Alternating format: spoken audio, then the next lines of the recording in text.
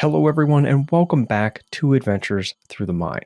This is a podcast that explores topics relevant and related to psychedelic culture, medicine, and research, and always with the underlying question of how we can work with and through our psychedelic experiences to become better people, not only for ourselves, but for all those with whom we are nested in relationship, presently and across time, human and non human alike. This episode features an interview with Marie Zak and Travis Cartwright, both of whom are clinical herbalists who practice out of Nelson, British Columbia, Canada. They're on the show to talk about herbalism from a vitalistic and animistic lens. If you don't know what any of those terms mean, well, don't worry, you're in luck. We're going to flush them out rather thoroughly in the interview. But throughout the course of our conversation, we'll address the value and means by which we can cultivate a direct relationship with nature and with plants, how it is that we might learn to communicate with plants and what that communication looks like rationally and non-rationally, and essentially the ways in which we can start directly practicing herbalism in our own lives, herbalism as a way of being in the world. Of course, we do talk about psychedelics. We talk about the value psychedelics can offer at herbalism as a lifestyle and as a practice, but as well as what herbalism can offer us in our psychedelic explorations or our psychedelic practice. As always, a time-stamped set of chapters is available wherever you're checking this out, be it on YouTube in video or in any of the many audio platforms that you can find this show. So if there's a particular topic you're interested in, that should be listed in the description to this episode, so you can scan through there and see if there's anything in particular you'd like to jump to. But the conversation as a whole, I think, is quite beautiful, and I hope you enjoy. A couple notes before we get into that interview. The first is that Travis and Marie have just launched their online course, which is a 7-week course called Belonging: A Pathway Home. It includes a number of pre-recorded modules and live calls with Travis and Marie, as well as modules that feature interviews with Travis and Marie and various guests. I, graciously am going to be on the module that pertains to psychedelics. So if you're interested in checking out that course, you only have till February 17th to register before registration closes.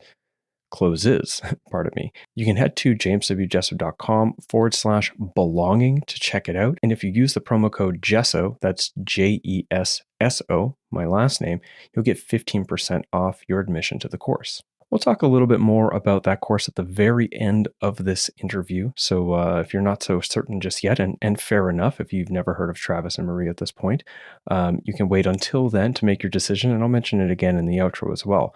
But as a reminder, again, it does close on February 17th, so consider the option of participating sooner rather than later so you don't miss your opportunity. The second thing I'd like to speak to before we get into the interview is that this episode is brought to you by people like yourself via Patreon.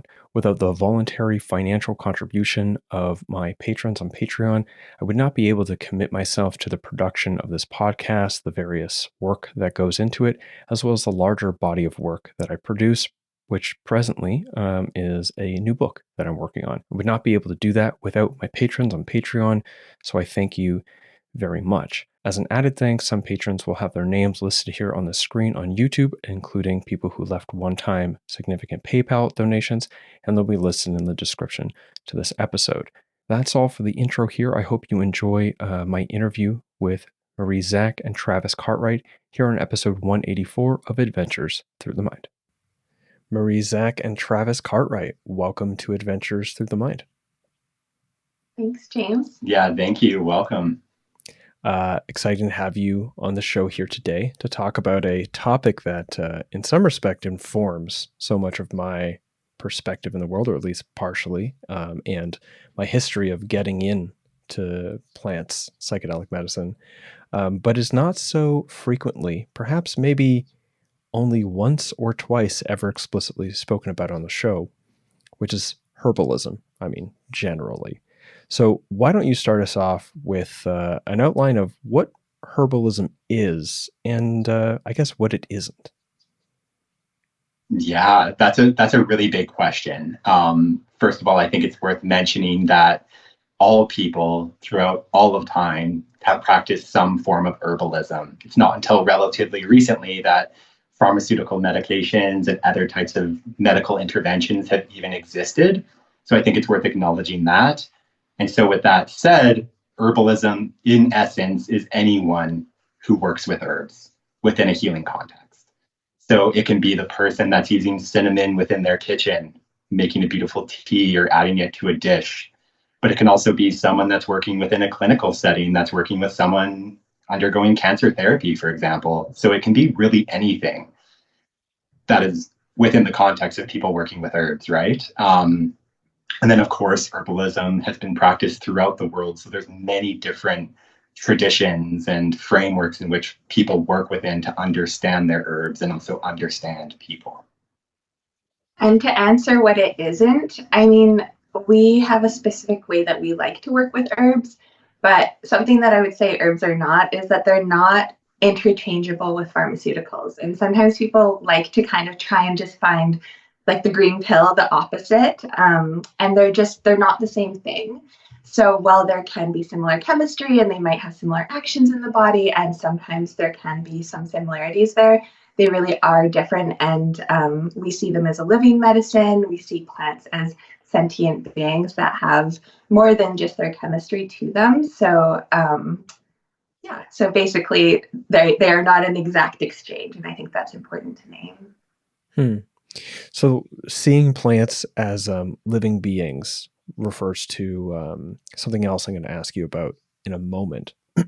But first, is there a particular, you said that herbalism has been practiced all over the world, I mean, arguably since the beginning, or maybe prior to the beginning of humankind as we know it, obviously. Yeah. Is there a particular tradition or style of herbalism that the two of you practice? Yeah, absolutely. And it's been quite a journey to actually get to where I am now.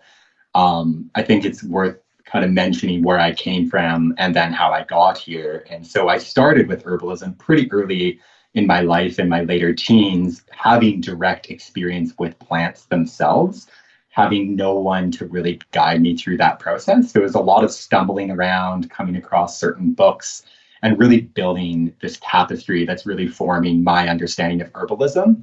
And that led me to go to a school in the West Coast region in Victoria, here in BC. And it was very much a medical herbal approach, very much focusing on biochemistry and phytochemistry. But with that said, it also introduced us to some other more traditional models. Within that same school, there was also traditional Chinese doctors. And I was like, wow, they're working with a very different framework and understanding of our herbalism, but it seems so foreign to me within the cultural context that I came from. But then we had the fortunate encounter with a number of different herbalists through this school who passed through and taught, say, like weekend workshops and so on. I encountered vitalistic herbalists, and this really changed my whole understanding of herbalism. That really spoke to broader patterns that exist within people to understand their illness and their personhood, but also the patterns that exist within plants and how they kind of influence the environment within ourselves as well. So I would say at this point, I very much consider myself a vitalistic herbalist, and we can talk about that a little bit more. But I still have the background of understanding some of the fundamentals of physiology, pathophysiology, and some of the phytochemistry of the plants themselves. So while that informs my work, it's not the foundation of my work. I would say the foundation of my herbalism is very much that vitalistic approach. And just to clarify what vitalism is it's essentially a recognition that there is what we call the vital force. It can be called other things in other traditions, but there's like a force that moves through all living beings that strives towards healing and strives towards self-correction. So strives towards finding some kind of harmony or balance within the system. So when we're working with the vital force, with vitalism, we're essentially studying this intelligence and its patterns and how it expresses. So it's like it's speaking a language. And when we're studying it, we are then trying to work with it rather than suppress it. So work with the force and work with how it's trying to essentially self-correct, if that makes sense. Mm-hmm, mm-hmm. So earlier when I asked you about herbalism, I had the sense of it felt a little uncertain for a second there, Travis, just with the way that you're characterizing it, but you were sort of delineating like herbalism and herbalist. And an herbalist is somebody who works with herbs, and herbalism, in my understanding, is something like a way of engaging the world. It isn't necessarily a practice so much as it's like a way of living or a way of being in relationship with plants.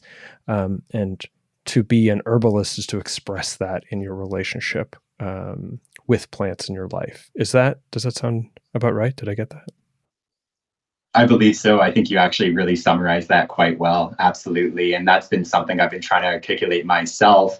Just being an herbalist, it isn't something we necessarily leave behind when we're done seeing clients, or we're done spending time in the forest, or we're done making our medicines. It's something that is constantly informing how we view the world and how we approach every aspect of our life, really.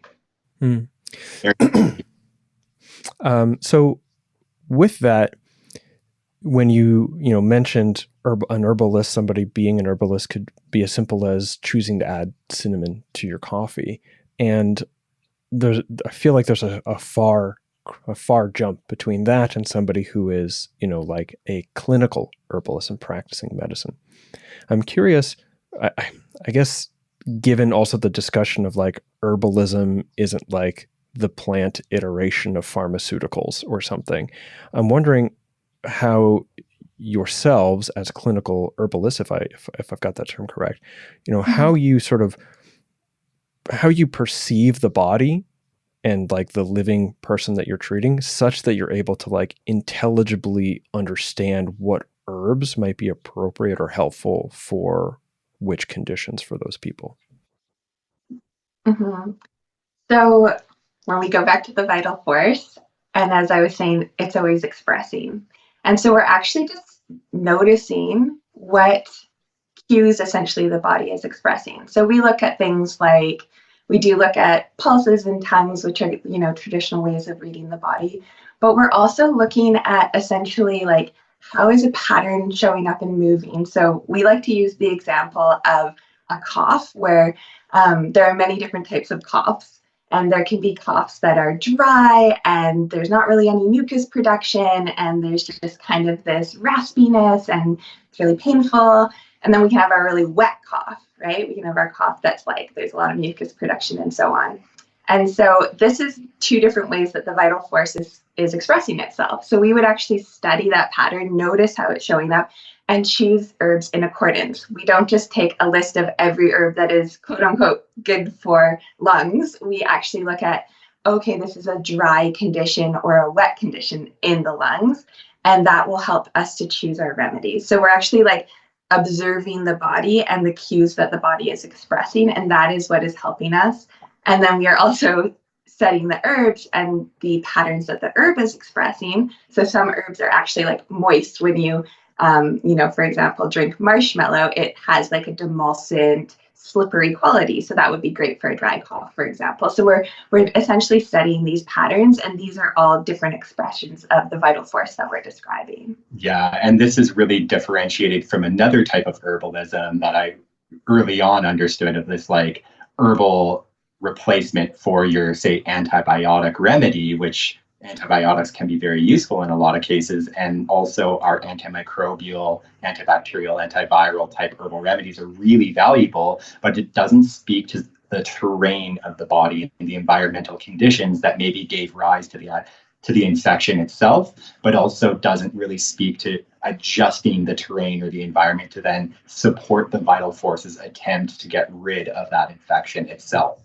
So while antimicrobial herbal remedies could be really valuable in our herbal treatment, for example, it's only one aspect of that. We would want to consider the environmental condition to adjust to support the attempts of the vital force to, get rid of that cough itself, get rid of that infection deep within the lungs. And we really saw this a lot over the last number of years, the differing type of coughs we would see, and sometimes they would change throughout the course of a few days, and we would actually adjust our herbal formulas accordingly, where initially an infection, a respiratory infection, maybe a sore throat, dryness, irritability, we would use certain remedies there, and then it may change over time, and we would use a whole different set of remedies based on those environmental conditions. And when you say environmental conditions, you mean like the internal environment of like the inner ecology of the body? Yes. Absolutely. And then taking on that energetic model, which we can speak to what energetics means too, is we can also influence our external environment to then enhance our internal environment. So for example, if someone did have that dry, irritable cough, well, it could be helpful to then maybe have some sort of humidifier or steam in the house to increase the moisture content, and actually drink some water as well, of course. So go ahead. I was going to say, it sounds very simple, but it's the way in which we differentiate the way that conditions present within themselves. So rather than just saying they have this type of infection, it's like looking at the individual person, their external environment they're embedded within, and then their internal environment as well, and how that differentiates from someone else who may be diagnosed with a very similar infection. We see the differences in treatment and the effectiveness of those treatments as well. Yeah, it does sound simple, but it doesn't sound easy. I'm thinking about color theory, which is like, it's simple, to say like, oh yeah, different colors when overlapping with each other create different colors, and the dynamics between those colors create different sort of palettes. That's pretty simple, but there's a far cry from being able to sort of like mix blue and yellow to get green, and like painting a Picasso.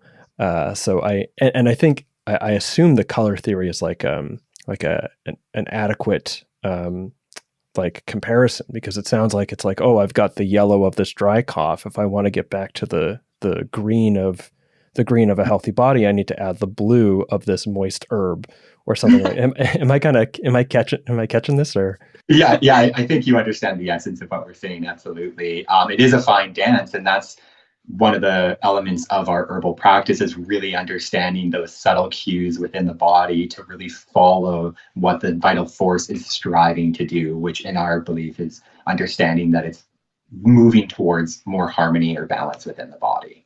And just for context too, this system was developed before we had modern tools to measure what was going on in the way that we do today. So people were observing other people with their eyes, with their senses, and that was what was informing them about how to treat a condition, essentially. So it is very based on, it's a very body-based experience, because we're using all of our senses to assess somebody. We're not only reading, say, blood work, for example, though we will do that because we have learned that and it's an adjunct that can be helpful. It's not our primary way of assessing somebody. Yeah, and just to speak to that a little bit more, I made reference that there's so many other herbal traditions throughout the world, and when you look at what is the universal kind of practice of herbalism, it is this recognition that there is this intelligent force within the body, and that the body and various conditions and individual people have unique patterns within them, and that's always in flux in accordance to their environment, the foods they eat, and so on. So you can look at traditional Chinese medicine, Ayurveda, traditional Middle Eastern traditions like Unani Tib, and they all speak to the same things, although the language differs somewhat. So I love when we recognize that there's this universal ism in our herbalism. Yeah. So what you spoke to earlier, it's like it's not the green pill, like direct replacement for pharmaceuticals. And so, I mean, this question is kind of like twofold, I suppose, because what's bringing to mind for me is, is the number of times in my life I have had someone tell me that I don't need to see a doctor or a Western doctor at all, because all problems that I could possibly have are correctable with herbal therapy. Perhaps theoretically that's true, but my sense is that, something like throw the baby out with the bathwater maybe, but that there are certain limits in herbalism, such as there are certain limits in sort of like, I think the term is allopathic medicine.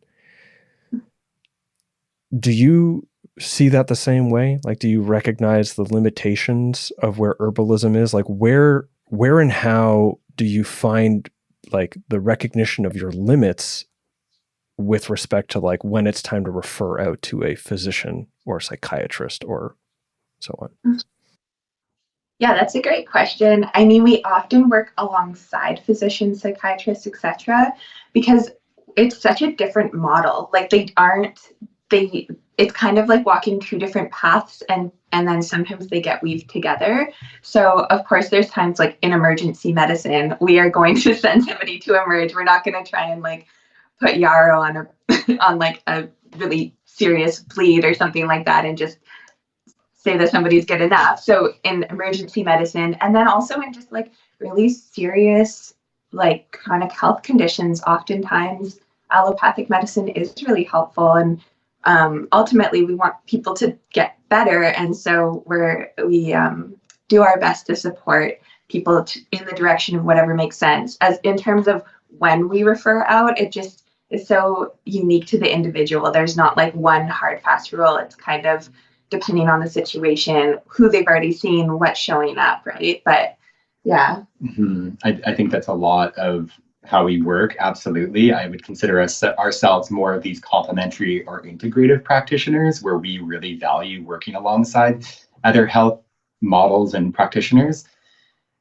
And fundamentally, we're working with this pattern-based model of herbalism. So if we see there's certain imbalances that we can support with herbalism, wonderful. But there are overt pathologies that isn't really well understood within herbalism, or we just don't have the remedies that say are effective for supporting that individual person.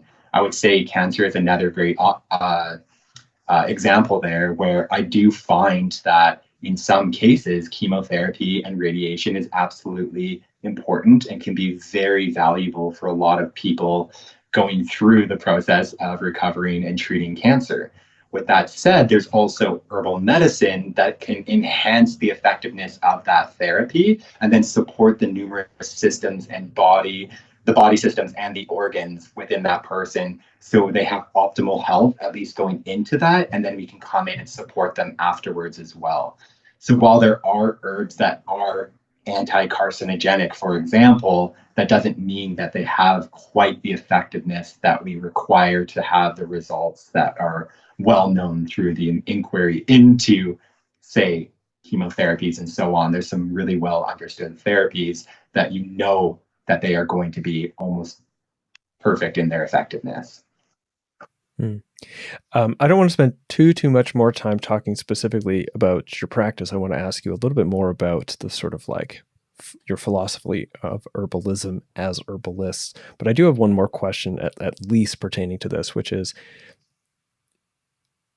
so that's your perspective as practitioners in how you would offer.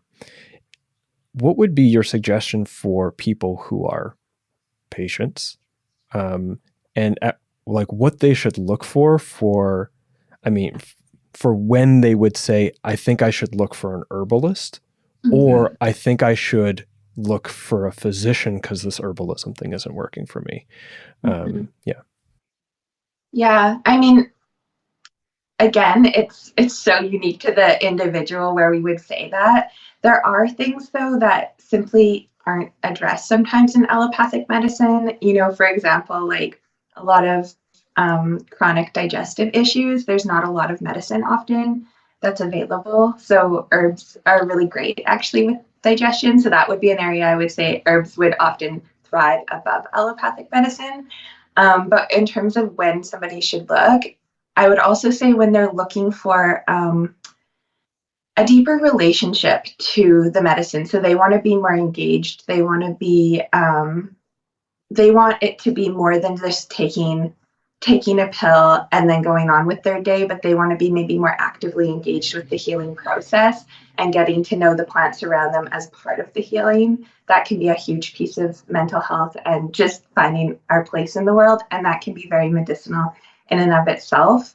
But like I said, it's I would say if you're not sure where to reach for, then do an interview with an herbalist and just kind of explain your condition, and then they will point you in the right direction if they feel like it's appropriate, or if it feels like somebody else should be working alongside. Yeah, and I would say even going back too of like looking as an herbalist, we're looking into what gave rise to that condition within that person. So within mental health, it's not just, oh, you have stress or you have anxiety, but what gave rise to that. Investigate their past history and their current condition that they're in. And then we can gain some better understandings of maybe what remedies or lifestyle and dietary adjustments we can make to help and support the systems the best we can to facilitate better mental health, for example. Whereas often we see clients that don't really get those options here in Canada, where it's often quite limited and very short type of consultations and often a very quick prescription. And I think we're a little bit biased because most people don't choose an herbalist as their primary healthcare. We're usually at the end of the line where they've tried everything else. So we're often looking at what medications people are on, what conditions they've been diagnosed with, what has worked and not worked, and then we kind of roll with that and determine what is the best course of action. And the thing is, we have studied pharmaceutical medicines to some degree, so we do understand some of the effects and side effects of them, and then we can, in some cases, help make more informed choices and also more informed questions of what to ask your physician as well. So some of it is actually coaching and counseling people to be more informed, but also advocate for themselves in healthcare settings as well. There is one other piece I wanted to add, which is, oh gosh, I feel like I lost it. Oh, I know. It's just that in terms of herbalism, also when you're reaching out for a clinical herbalist, there's so many different levels of how much somebody might have studied. So that's the other piece, is that like you might want to work with an herbalist and they might be more of a folk herbalist who actually doesn't have that much training and maybe more complex conditions, but they just are calling themselves a clinical herbalist because it's not regulated. So that's the other piece, is you kind of have to take your time to realize and make sure that whomever you're working with is the appropriate, has maybe the right amount of education in the area that you're looking for support with as well. And just as this is the second part of that question, the last one before I want to go into a little bit more of the philosophy. What would you say are circumstances where you would suggest to somebody see your physician first? This thing comes up, sure, herbalism might be helpful, but you should see your physician first and foremost if these things are coming along. I think of kidney infections and like serious infections, and then like Travis was saying, cancer or any kind of really serious. I mean, if you have cancer, you would have already seen your physician to know that you had cancer. But any kind of really serious chronic disease, definitely. Yeah, and anything that we're not familiar with. Yeah. So if I just don't know what's going on and it's something beyond my level of training and understanding, I will refer people along to other practitioners, absolutely. Mm-hmm. So like I've said, we do understand some diseases and can recognize them. And also we do have this pattern-based recognition as well of how to work with people and plants. But there are a number of different health conditions that we are not familiar with. And whenever there is a question mark there, absolutely, we love to refer along, even to other herbalists. There are herbalists that specialize in different areas. One being menstrual care, for example, and fertility. Herbal medicines really thrive in this area as well. And there's some herbalists that solely focus on that area of health. And so, maybe referring someone to that type of practitioner, or someone like Marie, who is a somatic relational therapist and herbalist. I refer some of my clients to Marie because if there's more of this deeper, say, trauma held within the body that I'm not equipped to deal with, maybe I'm recognizing there's a stress response or something that's emergent, but there's a deeper issue that I'm recognizing that I'm not equipped to deal with, then I'll refer along to, say, Marie or someone else. Okay, so let's hang on. Let's table that relational somatic therapy piece, because I'll ask you that in a second. Mm-hmm. Earlier, and we're moving on to the more philosophical side of things here, or way of living, I guess, less clinical, more generally down to the boots on the ground thing. earlier you mentioned something to the effect of recognizing plants as living beings, which, from what I understand from talking with you and the reference, is something akin to animism. I'm curious if you can, start by a very general definition of animism, and then share what role animism plays in your, as herbalists, but also in your personal life as herbalism people. pardon the loose terms here, but give me a little sense of animism and the roles that it plays in both your practice and your personal life. So in essence, I think there's a lot to speak on animism. In essence, it's a recognition that there is an aliveness to the world, not just the human world, but the non-human world alike. That includes animals, plants, mushrooms, large trees, but also rivers, the wind, the mountains themselves, and recognizing that there is this aliveness to the world, but not only recognizing that, but having direct relationship with that and forming a relationship that's directly felt within the body itself.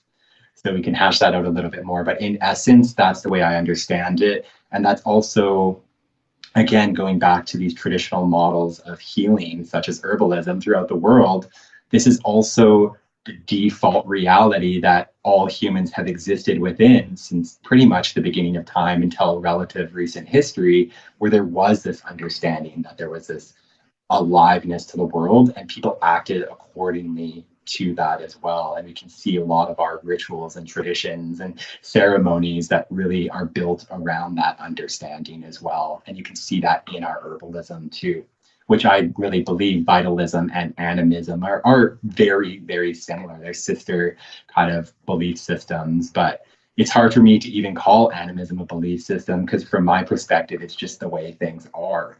Rather, it's removing this cultural veil that we're shrouded in to recognize, oh, there is this aliveness to the world and we can directly engage with it and it also wants to engage with us. And even using the term it just feels inappropriate as well, but it's still this like cultural conditioning that is so deep within myself. And so for me, the practice of herbalism has been this deconditioning, this like materialistic and mechanistic worldview. Yeah, and as Travis was saying about that word it's so woven into our culture and our language that we don't even always have the words to describe what animism is and what it is to really relate to plants and nature, because in most traditional languages, it's just woven into the way that people speak and recognize their environment, versus we have to actively really think about and try and find words and find ways of explaining these things because they're not woven into the English language, really. Mm-hmm. And as a modern civilized person living in a very privileged, developed nation, for lack of a better term, it has been a very direct, engaged practice of forming relationship and experience with that living natural world. And I still feel like I'm in my infancy of that process. But with that said, just that in and of itself has been profound in how I understand myself, herbalism, disease, and our kind of meaning and purpose and direction as living beings on this planet. You talking about the it makes me think, I wonder if it's on my shelf easily. Yeah. I and Thou by Martin Buber. He talks very much about this premise. I think he says something like when you refer to a being as an it is an object, it is possessive, it is something around the idea that when you refer to it as a you sort of inherently give it subject. You give it sort of like the permission to be, such that it's not your possession. It is a thing that you meet and can meet you. I believe I'll leave that there. But yeah, so that's quite interesting and really beautiful. So with respect to engaging with this living world and these living beings, how does one connect? Like, I guess first off, we've kind of already talked around from a disease and general wellness perspective of like engaging with plants in that respect. But given the context that you've just said of with animism, what is the value of people to connect with plants in this way that recognizes them as living beings, as expressions of the aliveness of the world? Yay! Glad you asked. Yeah. So I mean, there are so many things I could say about this, but like, if we are not connected to the plants around us, the land around us, to the water around us, then we are basically these floating heads that just are making decisions and living in a way that doesn't really consider the repercussions of our actions on the world and what it means to live in a reciprocity and in a good way on the world, where there's kind of a recognition that there's something bigger than ourselves, maybe something bigger than our human limited perspective going on, And so as we start to connect, for one, it's deeply healing for ourselves, because we all long that sense of belonging to something bigger than just what the human world offers. We all long to sink into the earth and feel that sense of like the awe of being a part of nature. And so there's this deep nourishment that comes with that I think, again, we maybe don't always have words for it or even recognize that it's missing, but people deeply crave it on like a cellular level, to just kind of immerse themselves and maybe melt into nature as if they are nature, because they are. It's inherent inside of us. So it's kind of healing beyond like a rational place, but then is the rational piece of just learning how to actually engage in a good way on this planet so that we don't destroy the whole thing. Yeah, what would you say? Yeah, there's a few other pieces to say. So from my herbal practice, we really value working with local plant medicines, both plants that live within the wild on their own accord, but also domesticated medicinal plants as well. And one of the reasons why, there's many reasons why, but one of them being is that we have this belief system that many of those herbs have certain qualities or pattern-based influences on our own terrain and ecology that inform us how to live in that place in a better way, or a good way, for lack of a better term. That we're literally able to better adapt to that particular environment, which most of us are well adapted to the home environment, which is very disconnected from the outside world. But as people live in the outside world, these plants do often help us. So just for an example is, someone living in a desert environment coming across, say, aloe in the desert, that aloe plant will help you better adapt to the blazing heat and the dry weather. It's going to be very moistening and hydrating. It even treats your sunburns and so on. So that's an example of someone living in relationship with the direct plants in that environment that then help us to better adapt to that place. So there's that. And then there is that environmental piece as well. When we don't have direct relationship with the landscape itself, what incentive do we have to then protect that place and ensure that it's healthy and thriving? When we're importing medicines and foods from who knows where, we are very disembodied and disconnected from life itself. While we are consuming life, the repercussions of the places that feed us and heal us can be real and then felt somewhat indirectly. Whereas if we have that direct relationship with the world around us, we have that incentive to, say, protect that old growth forest that may be growing the medicines that is required for myself and my family. It also is harboring the animals that not only do I eat, but I also relate to and find great joy in seeing them as well. And that's medicine in and of itself. So there's so much to speak on about the importance of connecting and recognizing the aliveness of the world itself. But then for me as an herbalist on the herbal level, having direct relationship with the plants themselves has actually taught me so much more beyond reading about herbs in books. Spending time with them in their natural environment and seeing how they experience and live within the world has been extremely informative. There's this doctrine within herbalism called the doctrine of signatures. Often it's really simplified of like, this herb looks like a liver, therefore it's good for your liver. And while in some cases that may be true, but we really look at these deeper patterns of how the shape of the plant or the morphology of the plant expresses, the way in which they live in that environment, and then the other inhabitants and how they relate to that given plant. And when I've sat with a plant for long periods of time and formed these relationships, literally spending time and trying to extend myself outward to then invite them to extend themselves within myself, there's this exchange of information in kind of this like liminal space. But then there's also the direct sensory experience of smelling the plant, looking at the plant. Like I said, the morphology. Does it have big spines on that? Does that tell us something about the plant? Is there a certain color to the flowers or the berries? Does that inform us something about the plant?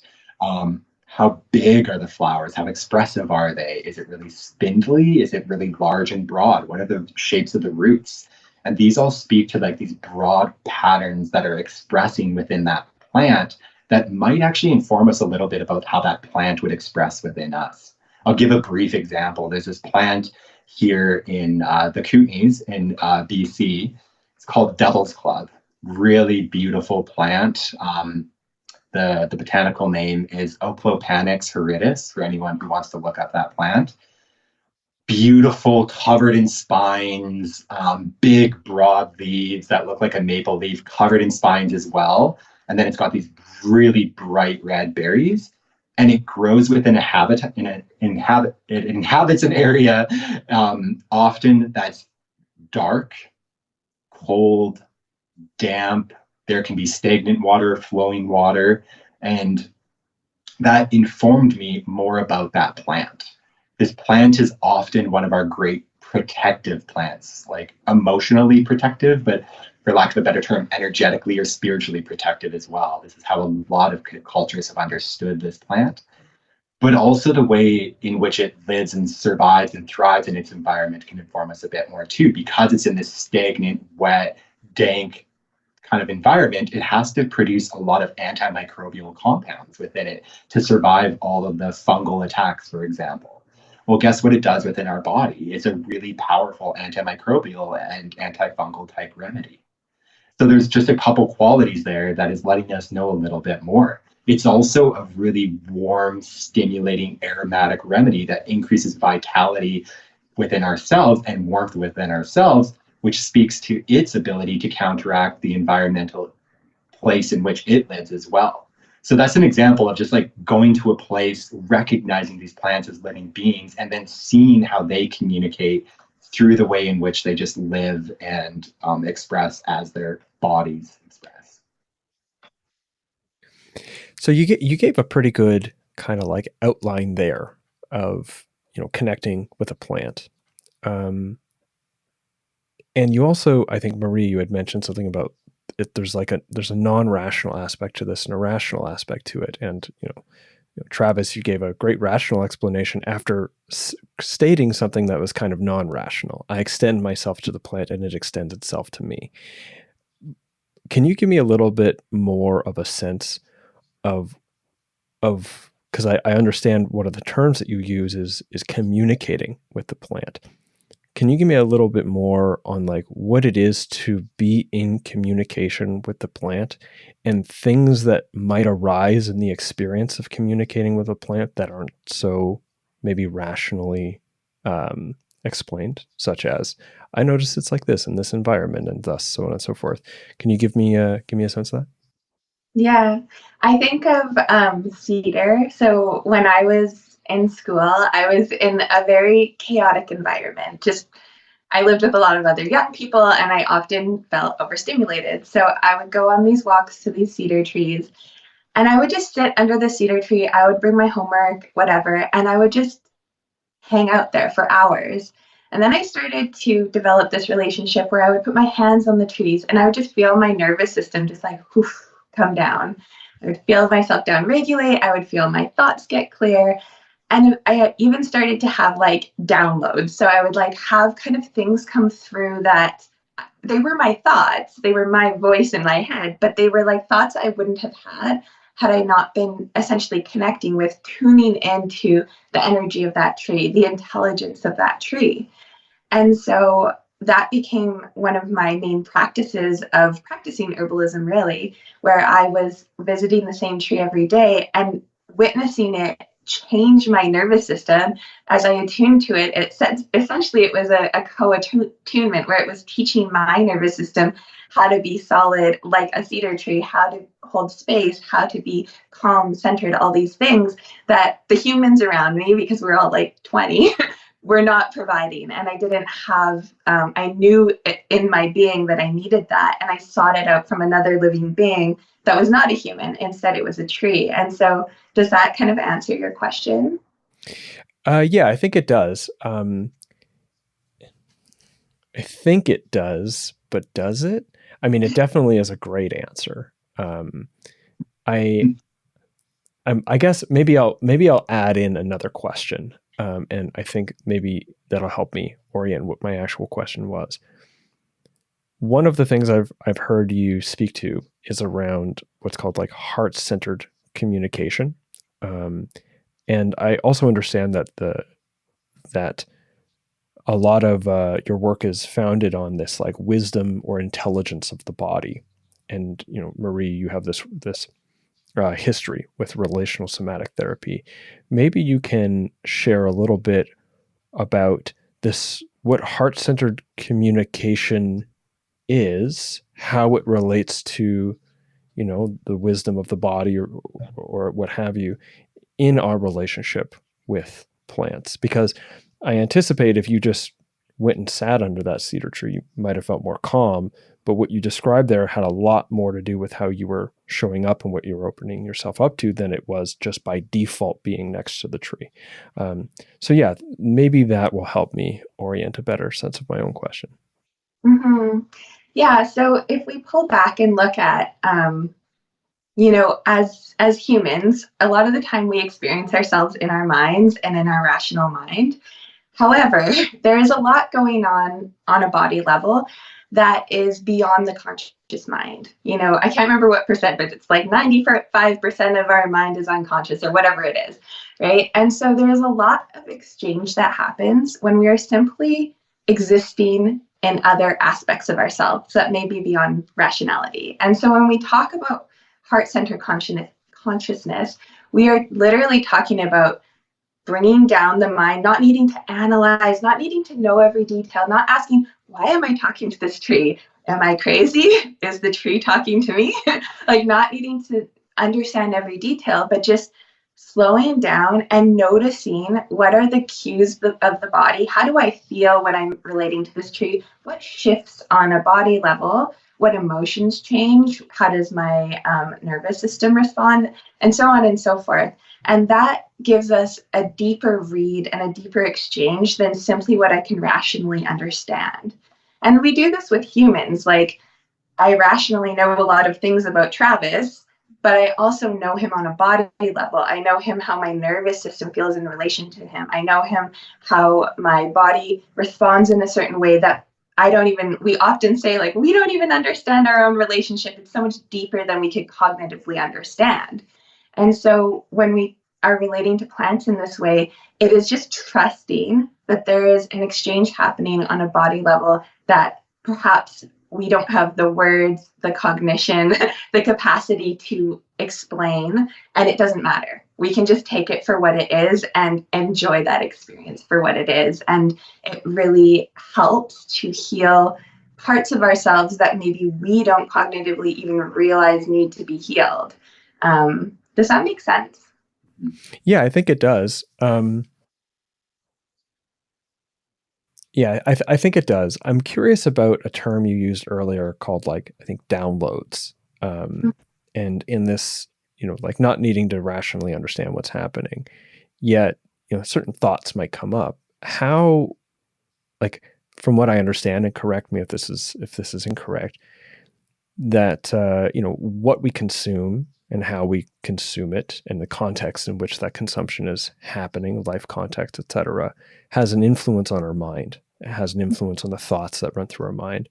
And it, with psychedelics, which I'll ask you about later, it's pretty, pretty dramatic how much us consuming it impacts our mind and the thoughts that we're having. I'm curious if it's the case that, different herbs and connecting with them, either just by being in their presence, herbs, plants, etc., just by being in their presence or by their consumption, can change how we think, what we think about the content of our mind. Is this what you mean by downloads? And B, how do you cautiously sort of like navigate the difference between this is actually just like my ego projecting onto the plant this premise that I want to be true, and I'm claiming that it's the cedar that told me, and what is actually sort of a message from the plant that you're extending yourself to and inviting in? Mm-hmm. Yeah. I think of, so we run a collective called the Plant Teachings Collective, where all of us take the same herb every day for a month. Then we gather together and discuss. And it's essentially blind. The students don't know anything about these herbs. And it's magical because what ends up happening is the students describe what we then go on to teach, because we teach the plant after the students have shared their experiences. And month after month, every single month, no matter what herb it is, the students truly describe the herb to a T, because they're experiencing it, just with their being. They're just noticing shifts in their body, in their mind, downloads as you're naming. And so I think it is important to have our own experience, not need to rationalize it maybe at the beginning, and then bring it back. Read text, talk to other people. What is the general consensus of what other people are experiencing? And that can be really valuable to kind of confirm what we're noticing and enhance our understanding of the plant. Because it's not to say that one's better than the other. It's just that we think that both are important and that they kind of support and deepen each other. So and through that process, we do teach how to connect with plants. So part of it is recognizing these broad hosts of different patterns that can exist within a plant, and then amalgamate all of that information. And is there a core theme or personality or energetic pattern within this plant that is consistent? So through our teaching people how to engage and learn from plants directly, yes, we encourage people to sit with them and see what comes forward, but also we encourage people to consume the plant itself. And we teach a lot about, say, taste and pharmacology. Just the taste itself can inform us a lot about how that herb may function. For example, the flavor acridity. Acridity is a bit differentiated from bitter, where most of us understand bitter to some degree, say like an IPA beer. Whereas acridity is this like taste of bile at the back of the throat. And that flavor is almost always indicative of an antispasmodic or spasmolytic action, meaning that it relaxes tension in the body, both psychologically and physiologically. So if we're learning from, say, our whole host of herbal medicines that are available from us, and we don't know a lot about them, if we taste acridity, it's almost always going to have that quality. So kava root being one of them, valerian, lobelia. There's so many, but they all have that acridity. Not all herbs that are antispasmodics are acrid, but almost all herbs that are acrid are antispasmodics. So that's an example of learning taste and pharmacology, learning how this herb functions in the body. Then maybe we become so sensitized that it's not even just the flavor that's informing us. We could feel our shoulders relax. We could feel our digestive system coming back online and relaxing tension. So we encourage people to also feel in, is there any organs or body systems that you're feeling into? Is there more of this like non-physical effects? Are you noticing certain dreams are emergent? Are you noticing certain colors, songs, anything that's starting to come through that doesn't really make sense, but it's like, whoa, there's all of these things that are coming up in my life over this period of time. We've even seen patterns of different relational dynamics in people's lives, where people are like setting up big boundaries and like quitting jobs and like changing partners and all of this, where these herbs are kind of informing us a little bit about ourselves. And there's these patterns that are repeatable within people. But then we also teach people a little bit about the differences between each other, because we all have these different constitutions or energetic makeups as well that dictates how that herb may function or not. So one herb that may be sedating for someone, they're like, wow, I've been having better sleeps. Maybe that's actually more irritating and upsetting to someone else. So we're really teaching people to become sensory aware, not only to our bodies, but also more of these like thoughts and emotions and relational dynamics that come up. And then we enter into a collective experience of sharing that. And it is pretty astonishing to see some of the emergent patterns that come through. And then we teach this herb, and it's like, oh, we already created the class prior to teaching the class. And it's been this process over 5 years. We've been doing this with people, and we do, a number of different herbs each year. And this has really been informing us more about the patterns that exist within people and plants. And just to close on that, I mean, what I would say is that we haven't been, in our society, we haven't been trained to pay attention to our bodies, to pay attention to our sensory experience. It's kind of not taken that seriously, or not prioritized, or whatever. And so a lot of the time, what we pick up through the body, we don't understand, because we don't have, again, a framework or a language, or we haven't ever noticed that before or thought it was significant. And so that's why I think it's important to not need to rationalize, but sometimes a rational reason comes in later. It's just that we don't know what that is because we don't have the framework to explain it, and then we dismiss it. But I think it's really important to just say, yeah, I felt that. I can validate that I felt something, and I may or may not know why, but I can feel shifts happening in my being, and that is valuable in and of itself, whether I know why or not. Yeah. And I'll say one more thing too, is that this is really speaking again to traditional models of understanding herbalism. We didn't have all this scientific instrumentation that currently exists today to analyze the phytochemistry and biological effects within our bodies. So herbalists had to get to know their herbs on this visceral level. They understood their herbs based on taste. You can look at Ayurveda, an Indian type traditional herbal practice. A lot of their herbs are categorized based on the flavor, because they understand that's a broad range of effects that certain flavors have. So just that alone is one of the first categories of differentiating our remedies. With that said, I do think it's really valuable to also counter that with our current understanding of pharmacology as well. Then we gain a much bigger, more well-rounded picture of that given herb and all the ways in which they can help us, but also all the ways in which they just exist, survive, and thrive in their environment as well. Yeah. Yeah, a couple of things I'll say, but your last comment there really brought up the phrase of like learning to live in relationship, and learning through relationship to live. And the couple of things that came up, Marie, when you were talking about not, being sort of not entrained to giving attention to our body. And I'm like, well, that's because we've been hijacked to entrain our attention to our technological devices by design due to the less than ideal profit incentives of tech design. Or we just notice, and so we only notice when it hurts. Which indicates a problem that needs resolution. Unfortunately, oftentimes the problem that we attempt to resolve is the pain, not the cause of the pain.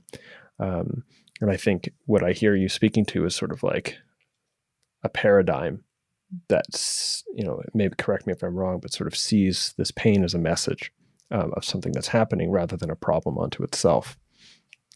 The other thing was, Travis, when you were mentioning, different constitutions of people, will have different results with different herbs.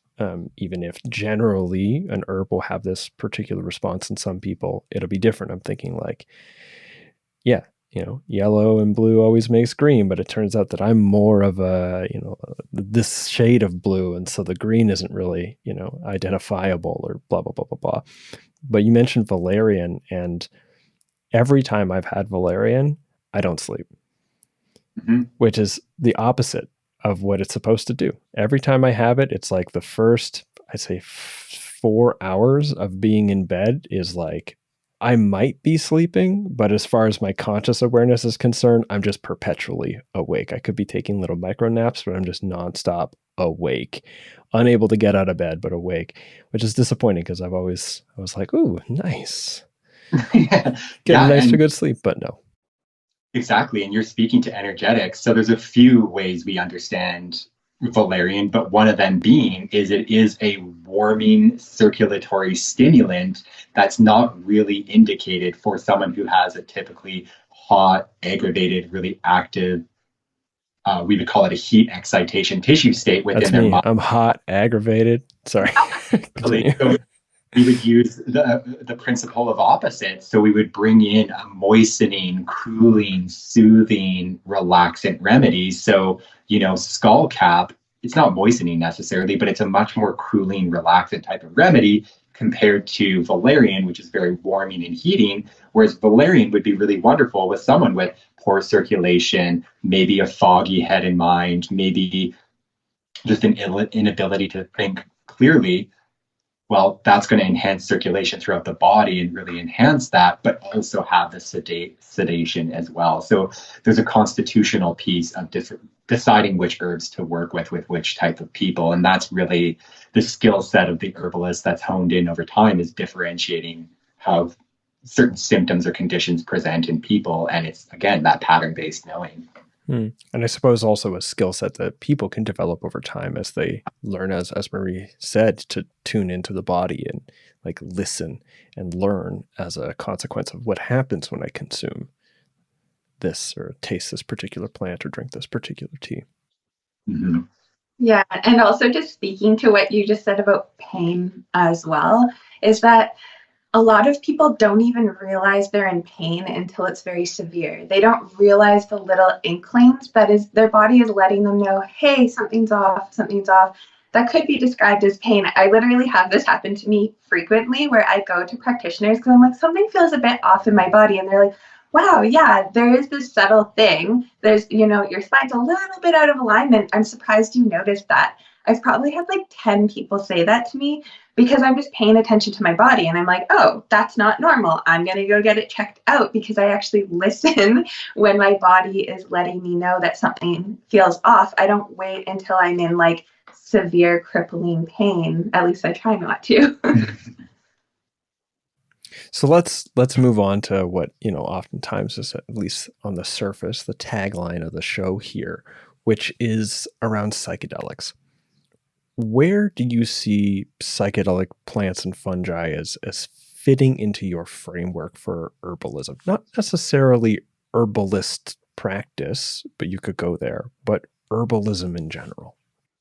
Yeah, I mean, a lot of psychedelics are herbs. They're powerful herbs. And when we talk about this, what I was just saying, a lot of people aren't very sensitized to their own bodies, and they maybe don't notice the subtle cues that the subtle shifts that an herb might create in their body, as all herbs do to some extent. And then we have our psychedelics that are great at sensitizing us to the world because they open up and essentially create a new way of perceiving the world and maybe help us to start to notice some of the more subtle medicines, right? So I really like that psychedelics can kind of entrain us to notice the world and to notice patterns and to be more tuned in, essentially. Yeah. For myself, that's been actually a foundational piece for me. I've worked with psychedelics quite a lot in my life. And early on in my herbalism, of studying herbalism more intentionally, I learned about energetics and vitalism and personalities of plants, and I didn't really understand it viscerally. So I intentionally created a practice where I would take psychedelic mushrooms at a moderate dose, around a couple grams. So I was still lucid and aware to some degree, but hypersensitized, let's say. And then I would take the medicine that I made from the environment in which the inhabitants I formed relationship with. These were two plants. I'll mention them. It was Devil's Club and Hawthornberry. And so I brought them into my practice. It was an individual practice. As I was peaking on the mushrooms, I took Devil's Club. And it was really interesting. I didn't taste anything. I didn't notice anything. And I was like, and this is a very strong plant, very pronounced effect and flavor. But for some reason, I didn't taste anything. I taste a little bit more again, nothing. Taste it again. And then I started having this loop of like, oh my gosh, is herbalism even real? Are herbs even real? Are they actually having any effect at all? Or is this all in my mind? And I was like, okay, wait a second. I'm going to keep taking this herb till I notice something. So for me, I took a few more milliliters, and then all of a sudden, I felt the presence of a plant overcome me. My spine elongated. I sat very high, strong, and tall. And then I felt this like empathy, or this like felt sense of the plant itself. I was an embodiment of the plant. I had the spines on my exterior. But for those of you who've worked with Devil's Club, there's this white, pure, soft interior wood, this pith. And it was myself. I felt this deep vulnerability and tenderness within myself. And that the Devil's Club message for me was that you can sit up strong and tall and remain vulnerable in your emotions and in your experience in the world, as well as having strong boundaries to determine what is allowed in and out to influence you. But you can be vulnerable and tender within that. And that was like, whoa, what was this? You know, that was my first like deep encountering to learning the medicine of Devil's Club. I've never read that anywhere. That's not something I learned about from Devil's Club from a book. That was my own felt experience. I'm sure other people have experiences like that with Devil's Club, though it's not written about. And the same goes for Hawthorn. I then took that one as well. And it also has these thorns, but it really taught me a lot about my heart. And we'll talk about probably Hawthorn later on, but it was a really powerful medicine for me. Having been able to sensitize myself with the use of psychedelics to the plants themselves, but it extended out to the living natural world itself as well. But it also sensitized me to our culture and some of the, I'll say, the cultural veils that have been thrown over top of me that has really not allowed me to experience the way the world is as I currently know it. So I have nothing but admiration and respect for psychedelics for helping me with that in my herbalism. Of course, they've helped me in so many other ways, but speaking on this directly, absolutely. Yeah, I see them as removing the veil of what we have learned to be our normal consensual reality of we're the humans that live in these houses and we're over here and nature's out there. And then when you take mushrooms, it's like, I think I am nature. I kind of want to go and lay in the grass and like become the grass. Like it all of a sudden melts that veil or that story, and just kind of brings us down into maybe a different version of reality, which is this animistic lens of we are all one, we're all connected. That tree is breathing the same air that I am. Like it just these patterns and this recognition of oneness kind of unfolds. So I think that they're a really beautiful entry point for some people to herbalism, but also other kinds of herbs can lead people towards psychedelics. So it goes both ways. And then the last, you go ahead. I was just going to say, I also love other herbal remedies for integration after psychedelics. So sometimes I've had people come to me that are a little bit blasted out. They haven't really come back down. They're a little disintegrated. And I've found that there are certainly remedies that can help bring people back into their body, to integrate big experiences, to make some meaning or make some, essentially make some meaning of what might have happened and so on and so forth as well. Yeah. And there's a couple more points I wanted to make too. So there is that lifting the veil, but it's also this peering into the invisible as well. So for myself, understanding that invisible force behind life itself, behind physical reality, and how life functions through us as well. So peering into the invisible and how it expresses through our own livingness, not just our mental health conditions or physiological health conditions, but how does it really strive towards this balance and support us in our livingness in the world as well. And just to speak on the value of integration or working with other herbal medicines, I had this experience that you may be familiar with, James. So on the top of a mountain in Squamish, I had a really powerful visionary psychedelic experience. And I entered into this space where I was deeply, deeply sorrowful. This deep grief was held within me that I didn't really acknowledge was there. I was moving through the world that previous year in this really challenging time, but I didn't allow myself, or just I wasn't able to enter into that space of really feeling into the emotions that I actually was behind all the ways that I was functioning. And what it was, like I said, was deep sorrow and grief. And then as that psychedelic experience unfolded, it revealed to me to continue working with that particular emotion, I needed to work with a different herb, a non-psychedelic herb. So after getting out of that experience, the message was work with mullein. Mullein, this really simple plant, often overlooked, often growing alongside our roads and often considered a weed and an intolerable plant by others in their gardens. But this plant is one of our great plants that has an affinity for the lungs. And from a traditional system understanding, the lungs is where we hold grief and really challenging emotions. And mullein is one of these plants that helps to soothe, but also dissolve those hardened, rigid places within ourselves that allow the emotions to then flow more freely. It is actually doing that in our lungs. It allows the mucus that's become hardened to dissolve and then flow more freely to be expelled. And that was what I was experiencing on this emotional level as well. So the lesson was gained within the experience of psychedelics, and then the continued work to work through what was revealed continued with other plant remedies themselves that we can then take every day without having any sort of adverse effects, let's say. When beautiful story. When you had mentioned the mullein growing alongside the road, I thought about what you had said around observing it in its environment, and like wondering about, or like from that you can learn something.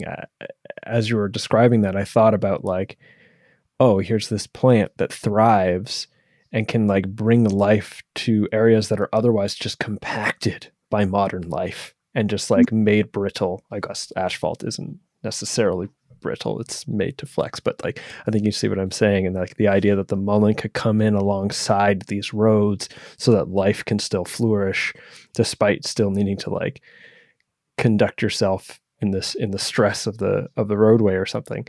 That kind of like story started to build itself as you were telling your story as well. So that's cool. Do you think that fit? Does that fit? Like, am I picking up how you were describing this thing? Absolutely, that you're reading into the doctrine of signatures. It's really interesting how certain plant remedies will emerge in these environments when often we need them most. And many herbalists recognize this pattern of these herbs showing up often when we need them most. Some people even have a strategy of like, you buy land, you live in a home, see what plants come up first before you decide what you're going to plant and grow there, and see what the medicine that is being offered to you really is. And I think that's a good first place to really start to perceive maybe what medicines can help you a lot. Just speaking on that, in our yard, motherwort is a plant that we do not grow ourselves. We grow a lot of other herbs. But motherwort is just a plant that keeps coming up. Well, guess what? It's one of the herbs that really helps me with the anxiety that I experience in the world, and this particular affinity for the heart and chest, where I feel a lot of like rapid heart rate and a lot of these heat symptoms. And guess what? It cools a lot of heat in the body, especially when there is like heart palpitations and just rapid heart rate, and it cools and calms that anxiety. So for me, it's just like great medicine, but often considered a noxious weed or an herb that's not desirable itself. So I know that you have an upcoming course, which I'll ask you about at the end. And I know that one of the things you talk about in your module on psychedelics is MDMA. But MDMA is, well, it's not technically a psychedelic, but I think generally it fits the camp. But it's not a plant. So it's not a plant, an herb, a fungi. How do you see synthetic chemicals like MDMA fitting inside of an herbalistic or herbalism worldview? I mean, we are keen on anything that can help people get out of their own way or kind of see through the veil, like we're naming here. So, what we love about MDMA is well, of course, it really enhances people's ability to feel their body. So, again, that somatic experience that is really important often to move through things. And it also helps really connect with empathy, of course, which, again, when people are in a really stuck place, oftentimes it's because there is a lack of self-compassion or empathy. And so that piece is really needed to heal certain experiences, specifically around trauma. So for us, it's just such a powerful medicine for kind of supporting people's self-love, for supporting people to connect with their body, and for supporting people to be able to connect with other living beings as well, whether it's plants, humans, etc. So we don't really care that it's not a plant. We still think it's valuable and worth mentioning for sure in our course. Yeah, so fundamentally, we just see it as a very somatic medicine, but also one of the reasons why we chose that is it's often a common and commonly used medicine or substance that people use, and we wanted to give validity to its medicine. And it is it is illegal, but it is, well, I guess kind of semi not illegal now here in BC, but in essence, people generally have access to it, and it is more on that cutting edge of psychedelic psychotherapy and really administered in a lot of those settings where there is these unresolvable trauma or perceived to be unresolvable traumas. And we see that as something that can be really valuable. To something that you spoke to earlier is when maybe the herbs aren't quite enough to really resensitize people and give them that compassion and empathy for themselves to dive into those really difficult places. But this is also where I see other herbal medicines can really support and enhance that experience, even working with some of our more heart-focused remedies like our rose or our hawthorn, that the way we work with those medicines is that they assist with our ability to connect with others while maintaining those protective boundaries seen in the thorns. Every rose has its thorn, but it allows those big emotions to emerge while feeling held within that, giving you the capacity to feel it to a greater degree. And I really see MDMA working in a very similar capacity. So, in my own experience with MDMA, I've actually paired it with herbs like hawthorn and rose. Of course, the caution with hawthorn being that it lowers blood pressure, which could be a concern for some people, but for myself, that wasn't. I think also too, and I believe you mentioned this when we were having email exchanges, did you say that MDMA is produced from sassafras? Is that correct? I believe it's a derivative of saffron oil. I'm definitely not an expert in this area, but that's my understanding. Yeah. Yeah, I think about this when it comes to LSD as well. People are like, "Oh yeah, it's a synthetic," and it's like, yeah, but it comes from ergot. Technically, LSD is like a fungi-based psychedelic. It just is several very very scientific steps, very pharmaceutical steps from the fungus that could outright kill you to the fungus that kills only your ego. Terrible terminology. I don't like that term, but okay. So let's find our way. I got 3 more questions before I ask you about your course. First question is, I think, Travis, I believe you've already spoke to this. Marie, you might have revealed a little bit too when you're telling your story about being in school, but do you have any personal favorite herbal medicines? And I mean, personal favorite in the sense it's personally your favorite. You could describe this from a perspective of being a practitioner, but that's up to you. I'm more curious about your personal experience. So any personal favorite herbs, and then why? Yeah, I mean, cedar definitely has always been like a soul herb for me. It essentially just makes me feel my best self. It makes me feel regulated, calm, connected, all the things I described in my story. And then I would say the other one is hawthorn that Travis was describing. It's very heart centered. It really helps to just settle us into our hearts.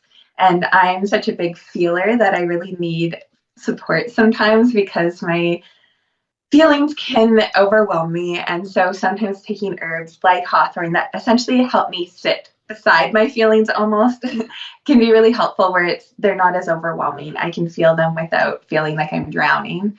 And so hawthorn is like has been a really powerful medicine. And it's actually probably one of the ones we use the most in our apothecary. Yeah, it is one of these plants that we use quite a bit. And one of them being is, it has these big haws or thorns in the plant. And speaking to that protective piece again is when people are overly sensitive, say relationally with other people, this can be a great herb for that hypersensitivity. I actually worked with this plant quite a bit when I was learning how to publicly speak. When I was starting to exit school, I took an extra class because I was so terrified about how people felt about me. I felt like everyone was looking at me all the time. So I actually worked with hawthorn quite a bit, and I would take it prior to public speaking, and it centered me in my feeling sense of like around my heart, but gave me that protection where I didn't feel like I was bombarded with the thoughts or projections from other people as well. So again, going to that containment piece is really helpful, and then I can decide how to like feel or not feel into something as well. So that discernment is really valuable. I would say hawthorn is both probably one of our favorite plants, and then of course I spoke to Devil's Club as well. Mm-hmm. I mean, kind of feels like I should maybe get on some hawthorn here, or I mean, let me rephrase that, to develop a relationship with hawthorn. Because yeah, definitely the nerve-wracking pressures of public speaking are real, even when it's recorded for public for public consumption later and not in the real time. It actually reminds me of someone who from many years ago who I knew who would regularly be like, the number one greatest fear of most people is public speaking. Number two is death. Anyways, so anecdotes aside, I am curious about hawthorn now, so thank you for that. I mean, let's just say that people listening aren't like, cool, I'll also get hawthorn. So that aside, let's assume people are listening to this right now, and then they're in this place where they're like, this sounds very interesting to me. I'm curious about herbalism. I'm curious about either maybe deepening or perhaps stepping in for the first time into building their own sort of relationship with plants. What would you recommend for people coming out of this podcast as like some first steps, maybe the first like direct step, and then like the next logical step for starting their relationship with plants in the way that you've been describing it? Mm-hmm. I mean, to me, it's choosing maybe one plant or a couple plants that maybe they grow in someone's yard or around, or if they don't have plants really growing around, then maybe choosing, a tea to purchase or something like that. But just start paying attention, start tuning in, start whether you're consuming the herb or whether you're just sitting and engaging with the herb. But like this piece around reaching out your heart and the plant reaching back, like actually practice that and practice noticing from a sensory level, like what is the plant expressing and how is it impacting your body, and just be available for an irrational experience that you can make sense of later. That is my suggestion. Yeah, we often see that with people in our plant teachings collective of having these like experiences that they didn't attribute to the plants, but was so prominent in that month for them. And then they pair that with like learning how everyone else's experience was. They're like, oh, okay, this is the plants doing the work through me. I would say this relationship piece too is really important. If we're going into, a city park or a wild environment, or maybe a yard, or maybe there's a house plant in your house, literally forming relationship and not just asking, what can I gain from you, but also what can I offer back? And that's a big part of my work as well.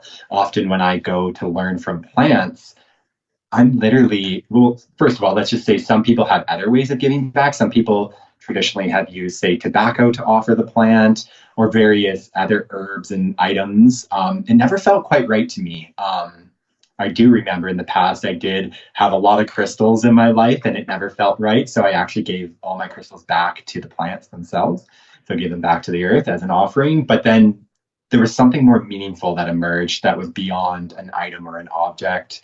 And it was offering to ensure the integrity of their relatives in that area ongoing. I am now responsible for ensuring that environment is healthy. So if I'm going to then not just form relationship, but actually begin harvesting or working with that plant itself, there is this great responsibility now to ensure the integrity of that place.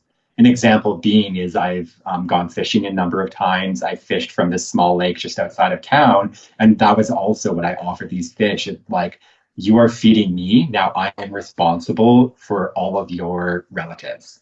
Well, guess what? Within that next year or two, we heard that there was going to be all this logging just above this lake. And if there was, it's such a steep slope that it was going to choke out this lake. And so I was like, oh, here we go. This is me having to step up to this relationship that I formed with these beings. And so we did plant walks in that area to teach people all about the plants in that area, to learn why they're important, learn why they should continue living. We also donated all the money from that plant walk to that. And we also donated a lot of our own personal money. And guess what? It didn't get logged. And so it was a whole collective community experience to do that. But now we can fish from that lake for many years to come. So that's just a long-winded way of saying also being able to offer something back. And I find there's a lot more substantive relationship that's formed there. And it makes sense. Think about the relationships that we form with other people. If you're always just taking from the relationship and not getting anything back, well, it's not always going to be the healthiest relationship. So think about how you form relationships with people and extend the same qualities of that to other plants, animals, and fungi. Mm-hmm. Beautiful. All right. So we're coming now to the end of the episode, to the end of the interview here. But I want to give you an opportunity to tell us a little bit about your upcoming course. Travis, Marie, I've known you both for quite a while now. I've been very open with Travis that I was happy to have him on the show whenever he was ready. And your upcoming course was like a good sort of like opportunity to say, like, let's do this now, also with the generous opportunity to have me, or the offer to be on your as a part of the course. So that's coming up pretty quickly after this episode releases. This episode's releasing on the 5th, I think, and your registration for your course closes on the 9th. 18th or 17th. It's the 17th of February. That is the last day to register for our course. Yeah. Great. So for people interested, your ears have them be peaked now. Time is closing. Window is closing. Tell us a little bit about your upcoming course. Yeah. So our course is called Belonging.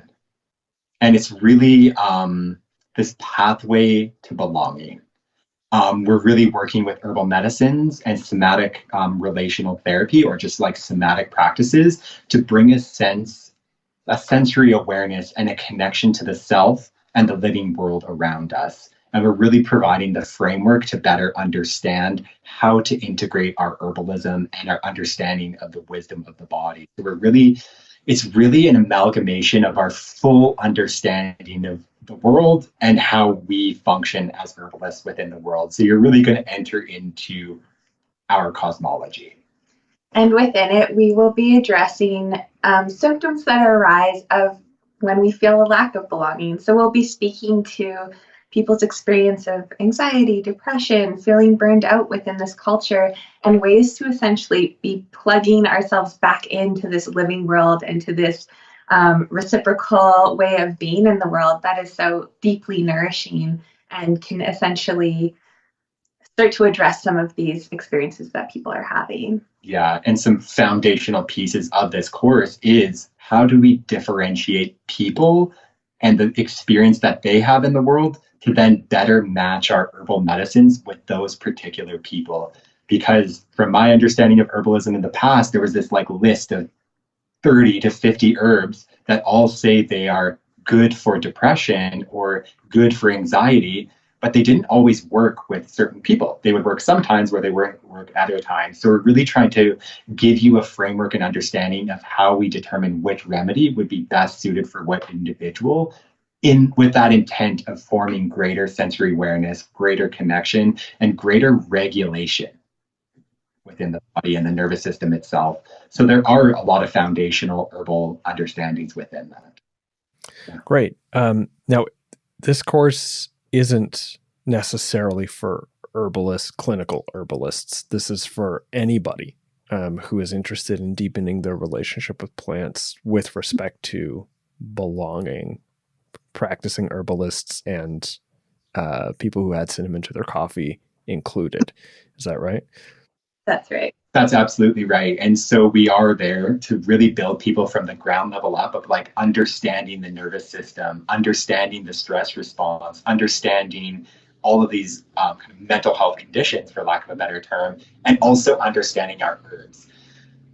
So that's for the beginner herbalist, but also within herbalism, we have seen this extreme deficit or gaping hole of understanding of the nervous system through that somatic lens, but also understanding the deeper teachings of plants. We often see it lacking so much. If people see, oh, you have anxiety, take this herb that says it's good for anxiety. And it, like I said, it doesn't always help. So for those herbalists who don't have a well-rounded understanding of mental health, and how to work with a vitalistic and animistic and somatic framework, this is definitely for them as well. This is the course that I wish I had, essentially.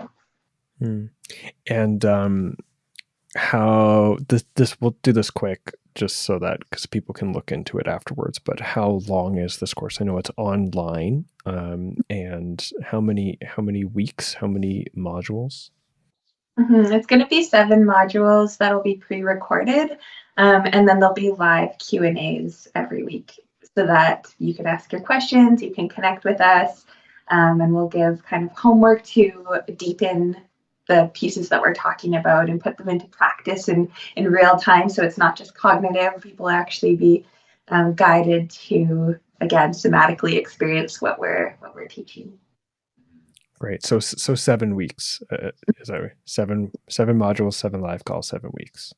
That's the plan. Yeah. Excellent. Great. Well, I'm looking forward to it. I'm looking forward to being a part of it. I'm really grateful for the two of you coming on the show here today, sharing your what you've learned in the world, your perspectives.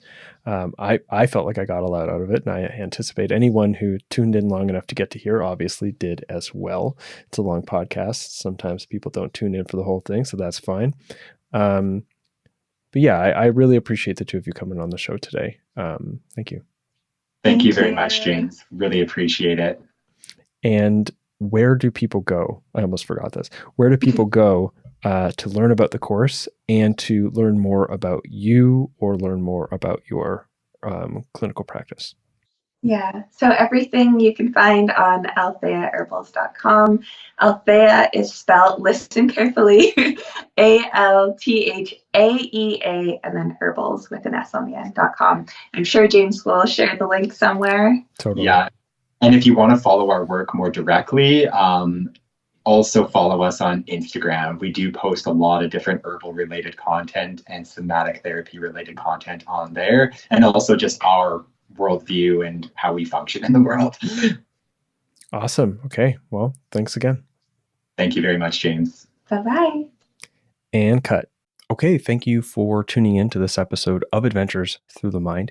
Again, as I mentioned in the beginning, and we just talked about at the end there, if you're curious about Travis and Marie's course, Belonging, A Pathway Home, registration is now open and closes on February 17th of this year, 2024. So head over to jameswjesso.com/belonging. The link will also be in the description to this episode wherever you're checking it out. You can see the information there and sign up for the course. If you use the promo code Jesso, Jesso, before registration closes, you will get 15% off the cost of the course, and I will earn a small commission. So thank you very much in advance for doing that.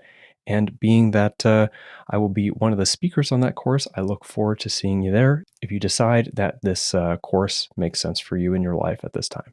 As a final piece before we kind of like wrap up the last of this episode, if you're enjoying the show here, of course, there's an option to financially contribute to its production to allow me to continue to commit myself to the show and the larger body of work that supports it, which include presently writing a new book about psilocybin mushrooms. Then becoming a patron would be a great way to do that. You can head to patreon.com/JamesWJesso. Or follow the link in the description to this episode. But you could also follow me in a variety of places. This includes my Telegram group, the subreddit, which is specifically for the podcast. Follow me on social media, although I'm not super active on social media. I understand its value, but in my personal life, it often ends up being a net negative for my general well-being. All of those social media links generally are either at James W. Jesso or ATTMind, ATTMind podcast. And if you'd like to follow me without being involved with social media, then you can sign up for my email newsletter. I send a monthly digest about once a month. Clearly, it's monthly. And then periodically, I send a little bonus emails from time to time if there's something I really want to tell you about or an offer I want to make sure lands in your inbox. So links to follow me or stay in contact with me are all in the description to this episode, wherever you're checking it out. And I guess that's all for episode 184. I hope you enjoyed it. I hope you found value in it. I have cherished the conversations I've had with Travis and Marie over the years and what I've learned from them in our personal relationship around living and being in relationship with plants and herbs. And it was a real honor, I guess, for me to have them on the show finally and to share that with you. And I hope that you found as much value in the episode as I've found in the years that I've known both Travis and Marie and what I've learned from them with regards to herbalism and being in relationship with plants. And now this is it. This is the end. So thank you very much for listening all the way to the very end of this episode. And until the next one, take care.